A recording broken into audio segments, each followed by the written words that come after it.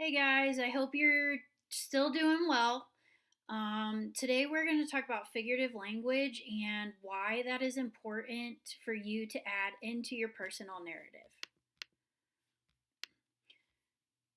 So, figurative language is when you're taking words and you're using them in a non conventional way. Okay. And I will go through and give you different examples of that you can incorporate into your narrative when you start writing. Um, why you should put figurative language in. One reason to put it in is it makes your writing more exciting.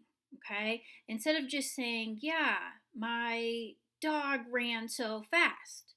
Okay. You might say, well, when I first got my puppy, he ran as fast as lightning and ran through the neighborhood, and I had to take off and chase him.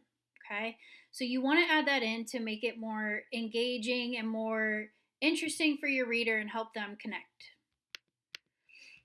So the first one I want to talk about is an onomatopoeia, and I think most of you are probably familiar with this.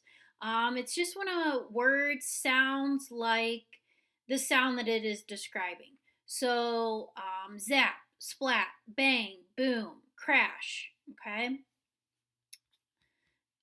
The next one that we are going to talk about is a hyperbole.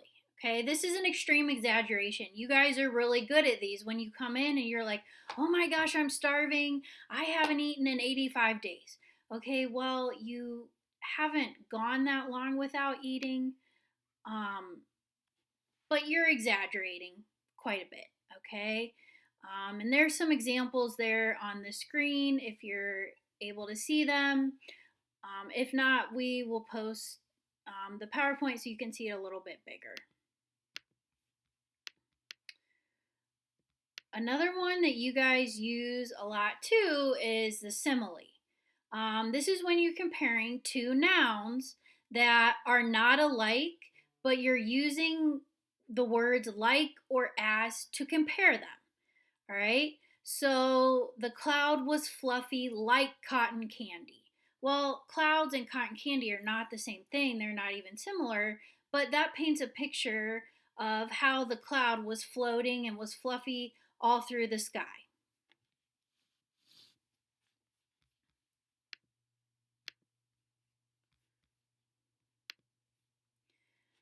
Personification is a good one. That's when you take a non human characteristic and you give it human characteristics. So you take something that is not human and you give it characteristics that make it seem like it's human. So on a really windy day, you might say, well, the leaves danced in the wind like they were ballet dancers up on stage. Okay, the leaves aren't actually dancing, but they're swaying back and forth because the wind's blowing it. Opportunity knocks. Well, you all know what that means. That just means that an opportunity has come upon you and that you're able to take it. And it showed up right in front of you. It didn't actually knock on the door and be like, hey, I'm here. An idiom, that's an expression that has its own meaning separate from the words that you're actually saying. So you might hear somebody that is really good at planting flowers and they have a really pretty garden. And they might say they have a green thumb. Well, their green thumb is not literally, their thumb is not literally green. Okay, that just means that they're able to keep a garden and they're able to do a good job at it. It's raining cats and dogs. Well, when you look outside, it might be pouring, but there are not cats and dogs that are falling from the sky.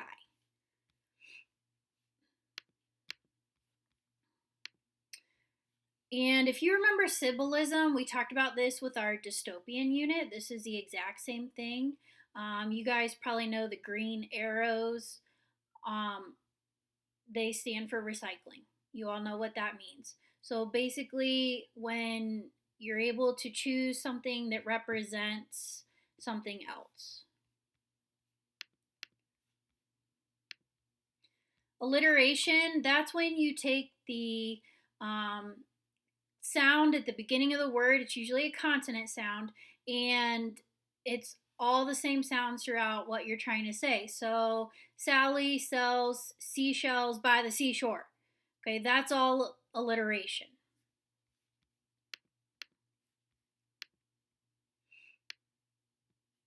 Imagery is not necessarily figurative language, but it's something that's really good, just a good reminder to include into your writing.